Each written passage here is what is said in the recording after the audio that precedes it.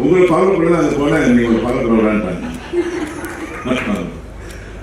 இந்த விழாவிற்கு வந்திருக்கின்ற அனைவருக்கும், பெரியவர்களுக்கும், சகோதர சகோதரிகளுக்கும், நண்பர்களுக்கும் என்னுடைய மாலை நேரத்து வணக்கம். ஆக்சுவலாக இந்த விழாவை நான் தான் எடுத்துக்கணும் எழில் சாருக்கு. ஏன்னா எழில் சார் டைரக்ஷன் பண்ண 13 படங்கள்ல 6 படத்தில் நான் தான் இல்லை. எழில் சார் வந்து கிஸ் இருக்கிறதுக்கு முன்பு பின்பு பிரிக்கிற மாதிரி, கீழு கீழ் பிரிக்கிற மாதிரி, யூனியனுக்கு முன்பு யூனியனுக்கு பின்பு அப்படின்னு பிரிக்கலாம்.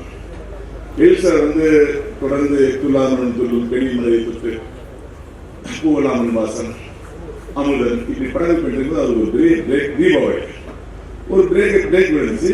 பிரேக் வந்தோடனே அவர் என்ன பண்ணாருன்னா அடுத்து படம் பண்ணி பிடிக்கவே இல்லை. ஒரு அமைதியான இடத்துக்காக வந்து யூனியன் வந்து ஒரு பொருளாதாரம் உட்கார்ந்தாங்க.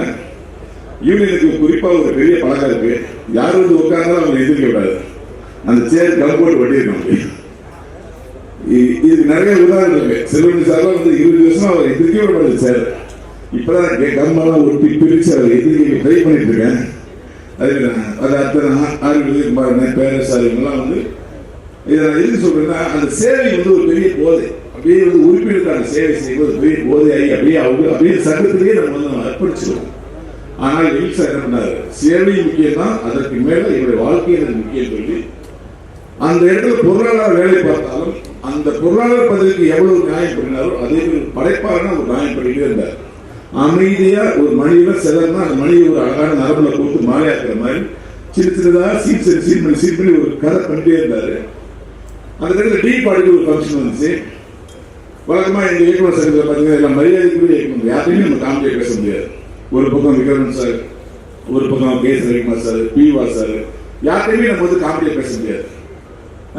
எனக்கு வந்து அப்பதான் செல்வமணி சார் பார்க்கும், ஆனா அவர் பயங்கர காமெடி சார் சொல்லுவது எனக்கு அப்ப தெரியாது. அவரையும் நான் சீரியஸா தான் பேசுறேன். காமெடியா பேசக்கூடிய ஒரே அடையாளம் தான் எழில் சார் தான். நான் பாட பக்கத்தில் இருக்கும் ஆர்டிஸ்ட் பாடு எனக்கு எங்க மூஞ்சிக்கும் என்னுடைய எழுதுக்கு சம்மந்தமே இருக்காது. நான் வந்து காலேஜ் வந்து பெரிய என்டர்டைனர். என்னுடைய ஃப்ரெண்ட்ஸ் வந்து நான் எல்லாம் பிக்னிக்கே போக மாட்டாங்க. காலேஜில் வந்து வீக்லி 2 days வந்து படத்தை பண்ண 4 வருஷம் கன்வே பண்ண மாட்டோம், என் கூட தான் பார்ப்பாங்க. நான் எல்லாம் போக மாட்டேன். அந்த அளவுக்கு நான் காமெடி பண்ணிட்டே இருக்கேன், யாருமே தெரியாது. அந்த விளக்கத்தில் என்ன பண்ணேன், இந்த தீபாவளி ப்ரோக்ராம் இஷ்டத்துக்கு ஏதோ டைலாக் போட்டே இதை நான் பண்ணேன். இதுக்கெல்லாம் ஒரு சீரியஸை கேட்டு சிரிச்சிட்டே இருப்பாரு. இதுக்கெல்லாம் சிரிச்சே இருக்காரு. கண்டிப்பா ஒரு 5 நாள் தொடர்ந்து சிரிச்சே இருக்காரு. ஒரு நாள் கேட்டாரு, உங்களை எந்த முட்டாக்கு வந்து உங்களுக்கு வீணா இருக்குது அப்படின்னாரு. சார் எப்படிலாம் சொல்லாங்க சார், எனக்கு வாழ்க்கை கொடுத்த வருஷப்பாளன் அவர் தான் வெயில வீணா இருந்தாரு. அவர் போட்ட சாப்பாடு சாப்பிட்டு சார் அப்படின்னு.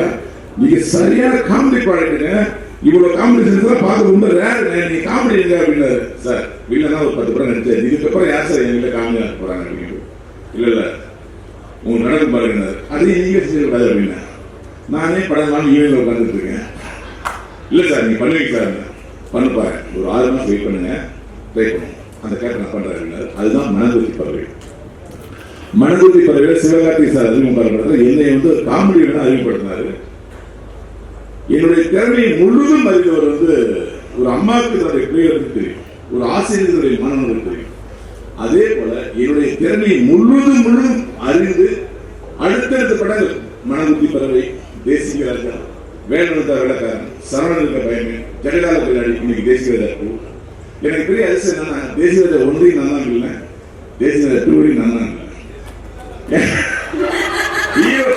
ஒரு படத்தோட பார்த்து ஹீரோ இருக்கலாம், பார்த்து ஹீரோ, பார்த்து ஹீரோ. நான் வில்லன் கேள்விப்பட்டீங்களா? தமிழ் இண்டஸ்ட்ரியிலே ஃபர்ஸ்ட் டைம் ஒரு படத்துல பார்ட் 1 ஹீரோ இருப்பாரு, பார்ட் 2 ஹீரோ இருப்பாரு, பார்ட் 3 ஹீரோ இருப்பாரு. ஆனா வில்லன் பார்ட் 1 பார்ட் 2 வேற தான் இருப்பாங்க. ஆனா எனக்கு ராசி பார்ட் 1 நான் தான் வில்லன், பார்ட் 2 நான். எழில் சார் எப்படின்னா எல்லாருமே ஸ்கூலு அந்த நேரம் கொஞ்சம் சொல்லி கொடுப்பாரு. உதயமாறன் ரயில்வே சொன்னதை பத்தி நான் பாட்டு நடிச்சுட்டே இருப்பேன். எழில் சார் எடுத்துக்கிட்டே இருப்பாரு, பார்க்கலாம் சொல்லி பேர் சத்தியமா பிள்ளைங்க சார் நீ மாதிரி கொளுத்தி போடுறாதீங்க. எழில் சாருக்கு தெரியும் அவருக்கு ஒரு டிசைன், டிசைனுக்குள்ள விளையாடுறேன்னு தான் பார்ப்பாரு. ஒரு பிட் எக்ஸ்ட்ரா பண்ண வந்துடுவார், வந்துடுவார். அவருக்கு வேணும் முருகன் சார் வருவார். முருகன் சார் வரையில ஞானசேகர் சார் வருவார். வந்துச்சு அது கொஞ்சம் அப்படியே ஏதாவது ஒரு வழியில அதை கண்ட்ரோல் பண்ணிடுவார். அவர்கிட்ட ஒரு பெரிய பிளஸ் என்ன, எல்லாரும் ஒரு செய்தியோட நடிகை சொன்னார், பேச எழில் சார் அப்படியே ஜாலியாக உட்காந்துருப்பாரு, நான் பாட்டு நடிச்சுட்டு சத்தியமா பிள்ளை இல்லை, ஜாலியான உட்காந்து தொடர்த்துல வெற்றி கொடுக்கவே முடியாதுங்க. ஒரு சீரியஸ் படத்துக்கு எவ்வளவு கிளைமாக்ஸ் எவ்வளவு முக்கியமோ அப்படி ஒரு காமெடி படத்துக்கு ஒவ்வொரு சீன் முக்கியம். சீரியஸ் சீனுக்கு வந்து படத்துல இருந்து உட்காந்துருவோம், அழுகுறானா உட்காந்துருக்கானா தூங்குறானா உண்மையே தெரியாது. ஆனா ஸ்கிரீன்ல ஒரு காமெடி சீன் போனா கைத்தட்டு வந்தே ஆகணும், கைத்தட்டுனா சீன் பிளாக். அப்ப எவ்வளவு ஜாக்கிரதையா இருந்தா தொடர்ந்து காமெடி படங்களை பண்ணி இன்னைக்கு வந்து தேசிய ஒன்னு எடுத்தது கூட்டிடலாம் அளவுக்கு நம்ம ப்ரொடியூசர் லோசில் சார் ஐடியா வந்திருக்காங்க. பெரிய கிளவரான என்ன சொன்னா யூடிலிட்டி தொடர்ச்சி இருக்கும் பாத்தீங்க சார். அவர் எவ்வளவு பெரிய கிளவர்னா இந்த படத்துடைய கதை வேற, இதுக்கு தேசிய டூர் வச்சு பெரிய கேப்சர் பாயிண்ட் சொல்லி அது டைட்டில் வந்து அவ்வளோ தூரம் பாடுபட்டு டைட்டில் வாங்கினார். அதுக்கப்புறம் இது எப்படி டபுள் ஆக்குறது சார்? இல்லை சார் இன்னும் எத்தனை வருஷம் ஆச்சு? 20 வருஷம் ஆச்சா? இது பெரிய பிளஸ் ஆச்சு, ஜீப்பெல்லாம் கூப்பிடலாமே, இதே ஒரு பிரச்சனை போயிடுது. அப்புறம் என்ன பண்றீங்க? போஸ்ட் ரிலீஸ் பண்ணாங்க, ஒரே கல்யாணம் 2 மாதிரி 3 நாள் நடிக்கிறேன். கேப்டர் ஆச்சு ப்ரோக்ராம் இசை சார் பேசலாம் பெரிய கண்டென்ட் நாளைக்கு. அவர் சார் இசை சார் பேசுறதா நாளைக்கு வந்து இந்த தேசிய டூர்ல வந்து பெரிய கண்டென்ட் எனக்கு தெரியும். அவர் பேசும்போது 10 பேர் அது நம்ம பேச பொறுத்தே தான் வருமா வராதா அப்படின்னா இருக்கு. நாங்களே செல்வன் சார் சார் எனக்காக உட்காந்துங்க சார் உட்காந்துங்க சார் எனக்காக உட்காந்து சொன்னேன். அந்த சரியான கண்ணு கிடைச்சா உங்களுக்கு அதான் சின்ன பசங்க தெரியும் கேட்கும்.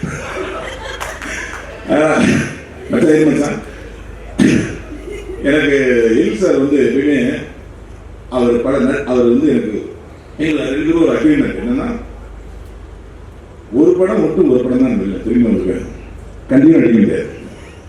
நீங்க அக்ரிமெண்ட் ஒரு படம் இருப்பேன், அடுத்த படம் இருக்க மாட்டேன். எனக்கே தெரியும், நான் கூப்பிட்டே மாட்டேன், போயிட்டே இருப்பேன். அது 3ஆவது படம் கால் வரும். ஏன் அப்படிங்கிறதுக்கு எனக்கு அவருக்கு ஒரு அண்டர்ஸ்டாண்டிங். அப்போ ஒரு படத்துக்கு ஒரு படம் வரும்போது நான் வெறியோட வருவேன், பசியோட வருவேன், பின்னிரண்டா பிணைஞ்சிரன்னு வருவேன். எனக்கு ஒரு கேரக்டர் உண்டு. நான் எப்படின்னா என்னுடைய சீன் வந்து நான் கூத்துட்டே இருப்பேன். மணிமா இருக்கு ஏன்னா நான் குளிச்சாலும் சாப்பிட்டாலும் பள்ளிக்கூடத்துலாம் சீன் மட்டும் மண்ணில் ஓடிட்டே இருக்கு. அப்படி ஒரு ஹேபிட் இருக்கு. அதை நான் படிச்ச பள்ளிக்கூடத்தில் கற்றுக்கிட்டேன். எல் சார் என்ன பண்ணுவாருன்னா என் மேல அதிகமாக நம்பிக்கை வைப்பார், ஓவரா கண்டிப்பாக இருப்பார். எனக்கு தெரியும் சார் நம்மளை நம்பிக்கை கொடுத்துருக்காரு, நம்ம நம்பிக்கை படிப்பார், எனக்கு தெரியும். இந்த சீன் அவர் நடத்துவார் பாருங்க, மைண்ட்ல சொல்லியிருப்பாரு, எனக்கு தெரியும். அதனால கேரளில் மற்றவங்க மாதிரி நான் ஜாலியாக இருக்கவே மாட்டேன். அது முருகன் சார் தெரியும். முருகன் சார் பேப்பர் வந்து போனதுக்கு அப்புறம் ஒரு 20 நிமிஷம் வரவே மாட்டார். அந்த நம்பிக்கை அவருக்கு எனக்கு கொடுத்த நம்பிக்கை தான் இன்னைக்கு தொடர்ந்து அவர் படத்தில் 6 படம் இருக்கான்னு நினைச்சிட்டு இருக்கேன். என் கூட வந்து சிங்கமுடி பங்காளி நம்ம சிங்கமுத்தண்ணன், இப்ப உதயகுமார் அண்ணன், நம்ம பிசி அன்பழகன் சார், என்னுடைய குருநாதர் சி ரங்கநாதன் சார், சாயரஞ்சு சார் எல்லாருமே கூட நடிச்சிருக்காங்க. இந்த படம் எனக்கான படம் மட்டுமல்ல, இந்த படத்துல ஒரு இயக்குனர் சங்கமே பாதிச்சு நடிச்சிருக்காங்க. இயக்குனர் சங்கத்தில் இருந்தா அப்படியே வாழ்க்கை போயிடும். ஆனா அப்படிங்கிறது நான் ஒரு உதாரணம், வாழ்க்கை கிடைக்கிறது நான் ஒரு உதாரணம். அங்கே இருந்தா இந்த வாய்ப்பை நான் பெற்றேன். இன்னைக்கு தமிழ் சினிமாவில் ஒரு வில்லன் கடந்த காப்பி இல்லையே சொல்லிப்படுது நான் தான் அப்படிங்கிறத தெரிஞ்சு சொல்லிக்கிறேன். எனக்கு முன்னாடி எம்ஆர் ராதன் இருந்தாங்க, அசோக் சார் இருந்தாங்க, பிளாக் பண்ணிருக்காங்க. ஒரு கேப்புக்கு அப்புறம் இவ்வளவு பெரிய வாய்ப்பு நான் தான் நீங்க சொல்றது, நான் தான் இல்லை, இந்த நான் தான்க்குள்ள கமல்ஹாசன் உங்களுக்கு நான் சொல்ற மாதிரி, கமல்ஹாசன் சொல்ற மாதிரி இந்த நான் தான் சார் நான் தான் நான் நல்லா இருக்கணும் அப்படின்னா ஈஸா இருந்தா, நான் வளரணும் அப்படின்னா ஈஸா இருந்தா, நான் ஆரோக்கியமா 100 வயசு வரைக்கும் வாழணும் அப்படின்னா ஈஸா இருக்கு, என் கூட சேர்ந்து 1 வயசு வாழணும் அப்படின்னு எல்லாம் கேட்டு வேண்டி விடைபெறுகிறேன். நன்றி. Thank you sir, thank you so much. அடுத்ததாக நம்ம மேடை கூட இருக்கவர் வசூல் ராஜா, திரையரங்குகள்ல வந்து அவர் வசூல் ராஜா அட்டகாசமான சார் வந்து பேரே இன்ட்ரெஸ்ட். ஸோ அது மாதிரி எனக்கு actually first day of shoot mind ப்ரெஷராக இருந்துச்சு.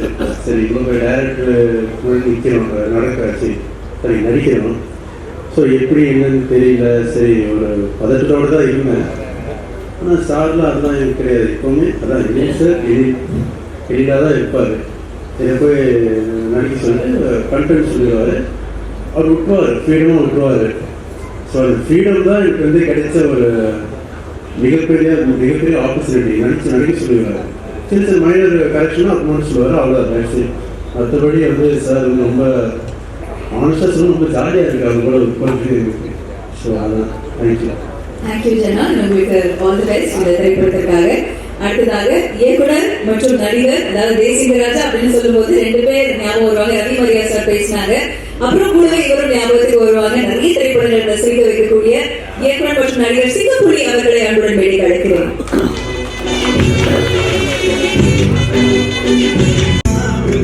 அனைவருக்கும் வணக்கம்.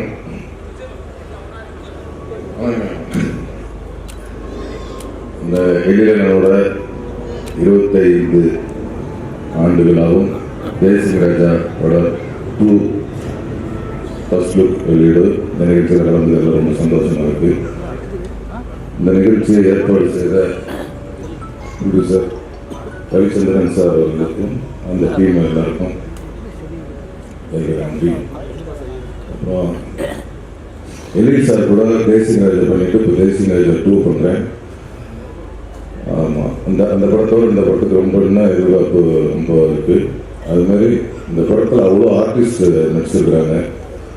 ஒரு காட்சியாக இருந்தாலும் அது ஒரு ஆர்டிஸ்டாக போடணும்னு சொல்லி கிட்டத்தட்ட ஒரு 45-50 பேர் ஆர்டிஸ்டாகவே நடிச்சிருக்காங்க. அந்தளவுக்கு இது வந்து பெரிய நடிகர் பட்டாலுமே கொண்ட இந்த படம். எப்பவுமே ஒரு அண்ணன் ஷூட்டிங் போகணும்னா ஜாலியாக இருக்கும். இந்த சில ஷூட்டிங்லாம் போகும்போது ரொம்ப சந்தோஷமாக போவோம், ரொம்ப ஜாலியாக இருக்கும். அதுமாதிரி எழிலன் இந்த ஷூட்டிங் போகும்போது அவ்வளோ சந்தோஷமாகவும் ரொம்ப எனர்ஜியாகவும் இருக்கும். அந்த மாதிரி எல்லா நடிகர்களையுமே வந்து யாரையுமே வேஸ்ட் பண்ணக்கூடாதுன்னு நினைப்பாரு. சின்ன கேரக்டர் பண்ணாலும் சரி, பெரிய கேரக்டர் பண்ணாலும் சரி, எல்லாத்துக்கும் டைலாக் வரணும், எல்லாரும் ஸ்கோர் பண்ணணும் அப்படின்னு சொல்லி எல்லாத்துக்கும் ஒரு ஃப்ரீடம் கொடுக்கக்கூடிய டைரக்டர். அவரோட இன்னும் எவ்வளோ படம் பண்ணாலும் போர் அடிக்காது. அவர் வந்து ஒரு எப்படி இயக்குனரோட நடிகர்மாங்களோ அதுமாதிரி ஒரு நடிகரோட இயக்குனர் அண்ட் தயாரிப்பாளரோட இயக்குனர். அண்ணன் வந்து இன்னும் பல ஆண்டுகள் 25, 30, 40, 50ன்னு சொல்லி 50வது பொங்கலாக காணணும் அப்படின்னு சொல்லி வாழ்த்துக்கிறேன். தேசிங் ராஜா 2க்கும் எழிலனுக்கும் நிறைய வாழ்த்துக்கள். நன்றி. Thank you so much. அண்ட் நீங்க ஸ்டேஜ்ல இருக்கலாம், நம்மளுடைய டீம் எல்லாரும் மேடைக்கு வர போறாங்க. அடுத்ததான் தேசிங் ராஜா 2 திரைப்படத்துல மிக முக்கியமான ஒரு ரோல் பண்ணியிருக்காங்க. அவர் அழகா இந்த படத்துல பாத்துக்கிட்டீங்கன்னா ஒரு அறிமுகம் கூட சொல்லலாம். அண்ட் ஆல்சோ நிறைய அழகான விஷயங்கள் இந்த திரைப்படத்துல ஏற்கனவே நம்ம சர்ப்ரைஸ் இருக்கு. பட் ஸ்டில் இந்த கேரக்டர் அவருக்கு ஒரு புதுசு அப்படின்னு நிச்சயமா சொல்ல முடியும். ஜனா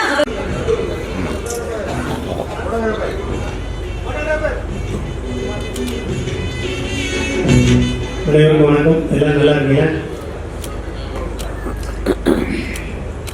எப்படின்னா டீ பார்ட்டியில் ட்ராமாலெல்லாம் ஆக்ட் பண்ணுவோம்.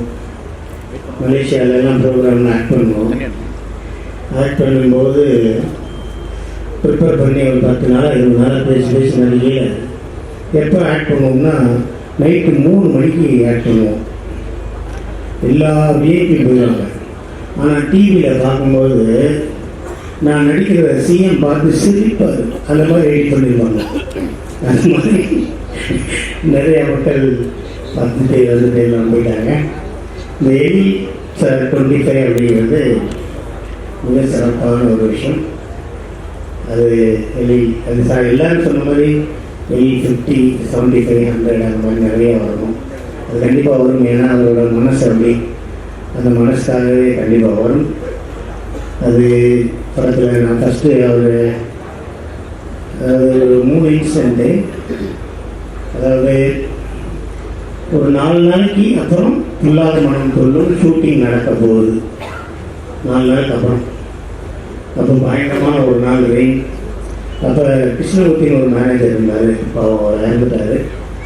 அவர் வந்து என்னை ஒரு இடத்துக்கு அழைச்சி கூப்பிட்டாரு. அது என்ன ஒரு இடத்துக்கு கூப்பிட்டாரு. அந்த இடம் சொல்லிடலாம், அந்த இடத்துல கொஞ்சம் சாப்பிட்றதுக்காக போயிருந்தோம்.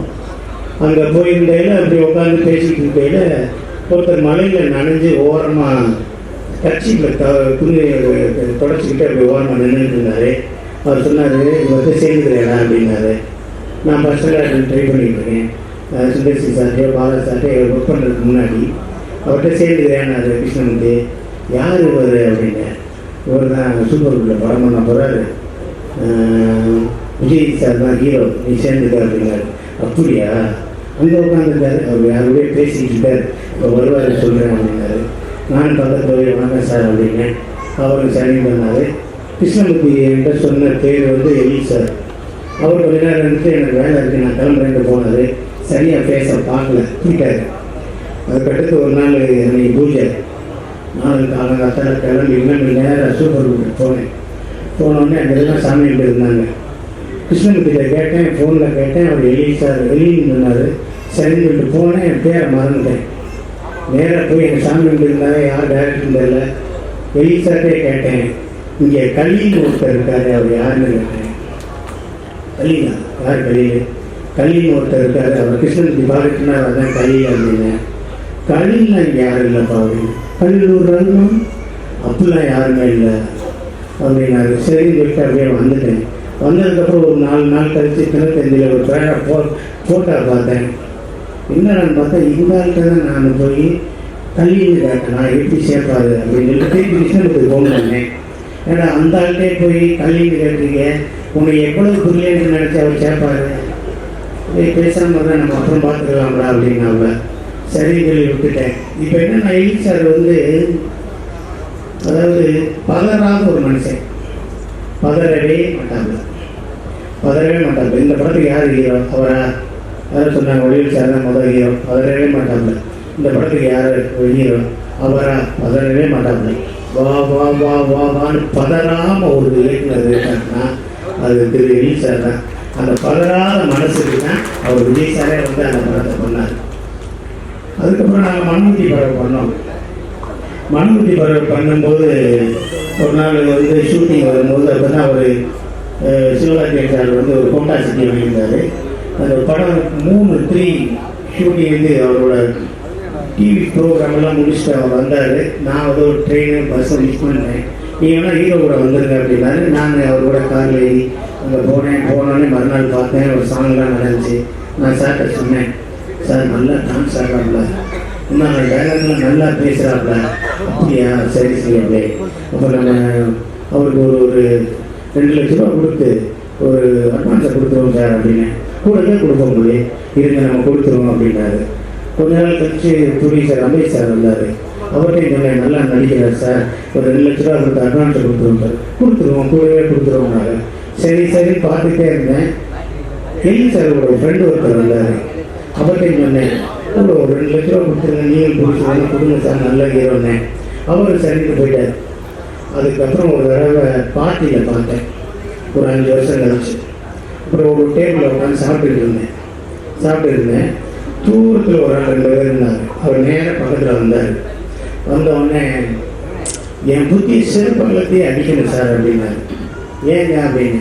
நீங்கள் அந்த அவருக்கு 2 லட்ச ரூபா கொடுக்க சொன்னீங்க சார், நான் கொடுக்கல, அதனால பாருங்கள் சான்ஸே போச்சு சார் அப்படின்னாரு. சரி சரி பரவாயில்லைங்க, யாராவது ஒட்டுமோ அவ்வளோதான் ஒட்டும், நீ பரவாயில்ல போங்க அப்படின்னாரு. அப்புறம் சொன்னார், கீழே கிடக்குற ஒரு செருப்பு உங்கள் செருப்பு வந்தார். ஆமாம், அதை எடுத்து உங்கள் மண்டையில் அடிங்க சார்னாரு. ஏன் மண்டையில் எதுக்கு அடிக்க?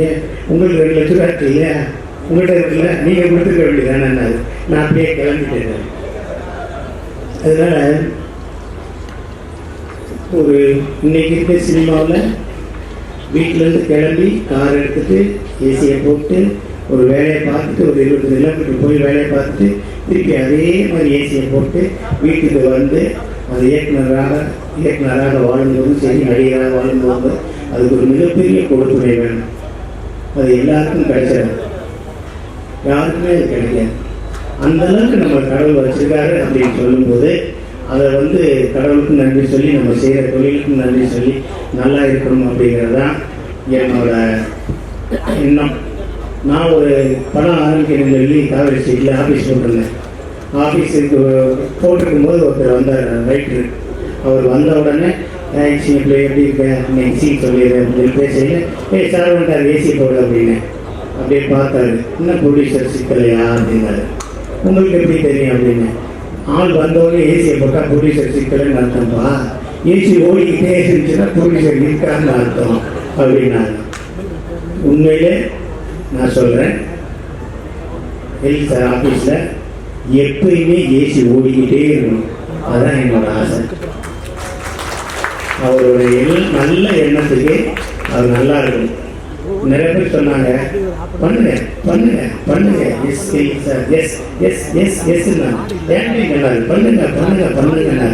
நான் அவருக்கு வேண்டுவது மட்டும்தான் வச்சு மற்ற எடுத்து வெட்டி ஒரு தப்பால் வச்சுருந்தார். வந்தால் திரும்பி எடுத்துக்கிறேங்க. ஸோ அவருக்கு வேண்டுகிறத தான் எடுப்பார். அவர் வந்து ஒரு நல்ல மனிதர். அந்த மனிதர் இன்னும் சினிமாவில் இன்னும் நிறைய படங்கள் பண்ணி நிறைய உதவி இயக்குநர்களுக்கு லைஃப் கொடுத்து நிறைய நடிகர்களை வாழ வைக்கணும். அவரும் சிறந்த அவர் ஃபேமிலியோட குடும்பத்தோட ரொம்ப சந்தோஷமாக வாழணும் அப்படிங்கிறதான் என்னோட எண்ணம். வாழ்க எலிட் சார், வாழ்க elite sir. Thank you, Sinapuri sir. And இந்த தேசிக ராஜா 2 திரைப்படம் பொறுத்த வரைக்கும் 3 talented heroines இருக்காங்க. 3 பேரும் எனக்கு ரொம்ப ஸ்பெஷலான ரோல்ஸ் பண்ணிருக்காங்க. முதலாவதாக பூஜிதா பொன்னாடா அவர்களை அன்புடன் மேடை கழிக்கிறேன். அடுத்ததாக ஹர்ஷிதா அவர்களையும் அன்புடன் மேடை கழிக்கிறேன்.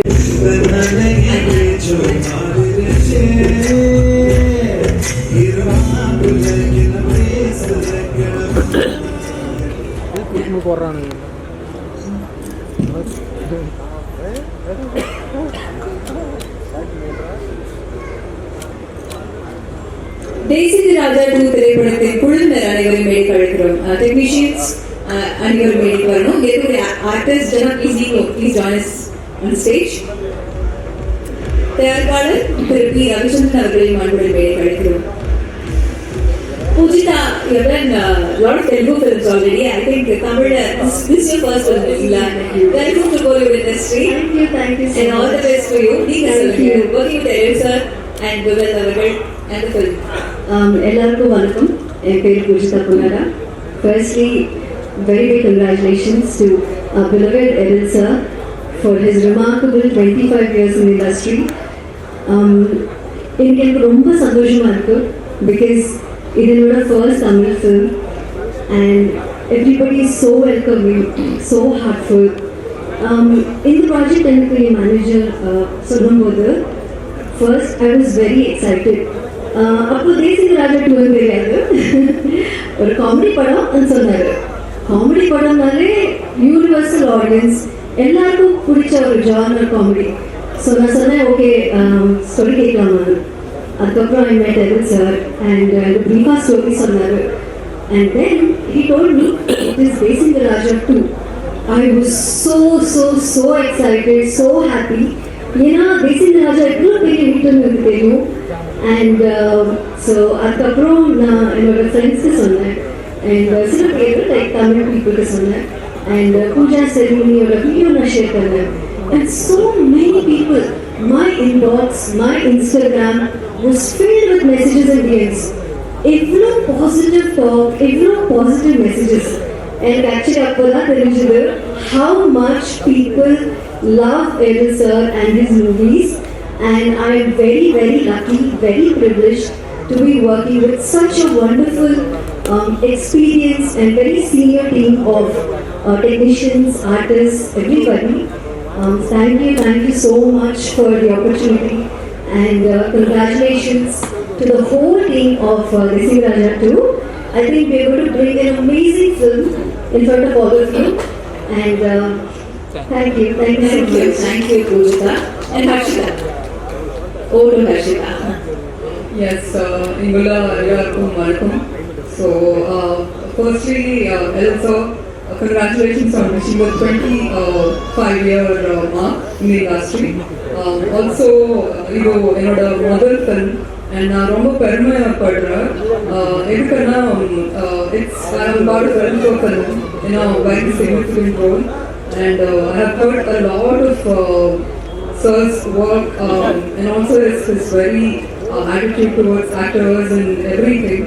So our எப்பவும், you know, he's never like this director. He's been very sweet, and also producer sir Ravi sir பத்தி கண்டிப்பா பேசணும். எதுக்குன்னா he's like a father figure to me. And he's been very supportive, and also I must definitely thank these two people for this wonderful launch. Either with a better launch I cannot expect or ask. So be it Jana, Bala sir, Vimal sir, ellarum they've been very supportive and nice to me. So ellarkum nandri. Thank you, Harshita. Over to Julie. Hi all.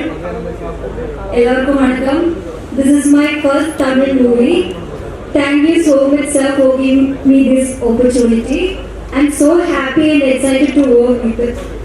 Thank you.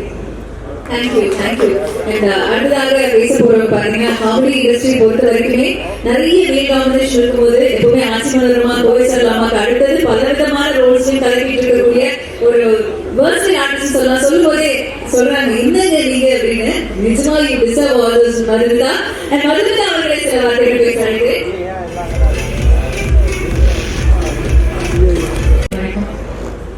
எழில் சாரோட 25வது ஆண்டு கலை பயணத்தில் எங்கள் மாதிரி ஒவ்வொரு நடிகர்களையும், அதாவது கேமராவுக்கு பின்னாடி இருக்கிற டெக்னீஷியன்களாக இருக்கட்டும், கேமராவுக்கு முன்னாடி இருக்கிற நடிகர்களாக இருக்கட்டும், தொடர்ந்து அவருடைய நிறைய படங்கள்ல அவங்க பயணிப்பாங்க. அதுக்கு காரணம் அவருடைய அந்த அன்பு, எல்லாரையும் குடும்பமா பாவிக்கிற ஒரு நல்ல சுபாவம். எழில் சார் பத்தி சொல்லணும்னா ஒரு குட்டி ஸ்டோரி சொல்லணும். கடவுள் இந்த உலகத்தை படைச்ச அன்னைக்கு யாருக்குமே கலர் கொடுக்கலையா, எல்லாரும் வெள்ளை நிறமா படைச்சாரு. மறுநாள் என்ன பண்ணாரா, சரி எல்லாரும் கலர் கொடுக்கலாம் அப்படின்னு சொல்லி முதல்ல கடல் வாழ் உயிரினங்கள்லாம் வாங்க அப்படின்னு சொன்னாங்க. மீன்கள் எல்லாம் வந்துச்சான், அதுக்கான கலர் எல்லாம் கொடுத்தாராம். ரெண்டாவது விலங்குகள் எல்லாம் வந்துச்சான், அவங்களுக்கு என்னென்ன கலர் வேணுமோ அதெல்லாம் கொடுத்தாங்களாம். மூணாவதா பறவைகள் வந்துச்சான், பறவைகளுக்கும் என்னென்ன கலர் வேணுமோ எல்லா வண்ணமும் கொடுத்துட்டு இருந்தாராம். ஒரே ஒரு பறவை மட்டும் தூரத்துல இருந்து பறந்து வந்துட்டே இருந்துச்சான். நிறைய கிளைமேட் சேஞ்சஸ், சாப்பிடல, உறவுகளை பிரிஞ்சு இருந்துச்சு, ஆனாலும் எனக்கான கண்ணத்தை நான் வாங்கிக்கிறேன் அப்படின்னு வந்துட்டே இருந்துச்சு. வந்து இருக்கும்போது கடல் கிட்ட இருந்த பெயிண்ட் டப்பால எல்லா பெயிண்ட் காலி ஆயிடுச்சு. ஒரே ஒரு சொட்டு சொட்டு மட்டும் பெயிண்ட் இருந்தது. பரவாயில்ல கடவுளே, எனக்கான கண்ணத்தை கொடுங்க அப்படின்னு சொல்லும்போது அத்தனை பெயிண்ட் டப்பால இருந்து ஒரு ஒரு சொட்டா அப்படியே கடவுள் தெரிச்சு விடும்போது எல்லா மனமும் சேர்ந்து ஒரு பஞ்சவர்ண கிளியா இவங்களுக்கே ராஜாவா நினைச்சான். அந்த மாதிரிதான் எழில் சார் 25 ஆண்டு சினிமா வாழ்க்கை பயணத்துல எத்தனையோ ஏற்றத்தாழ்வுகள், தோல்விகள், வெற்றிகள், எத்தனையோ ஸ்டோரிஸ் மாறி இருந்தாலும், ஆடியன்ஸ் பாக்குறவங்க ஆடியன்ஸோட மனநிலை மாறி இருந்தாலும், எல்லாரும் ரசிக்கிற வகையில இப்ப வரைக்கும் சினிமா துறையில நிலைச்சு இருக்காருன்னா அதுக்கு அவருடைய திறமையும் விடாமுயற்சியும் பொறுமையும் தான் காரணம். அவங்களோட எங்களை மாதிரியான ஆட்கள் பயணப்படுறதுல ரொம்ப சந்தோஷப்படுறோம். நன்றி சார், உங்கள் கலை பயணம் தொடரணும். மேன்மேலும் என்னுடைய மனமார்ந்த வாழ்த்துக்கள். தேங்க்யூ.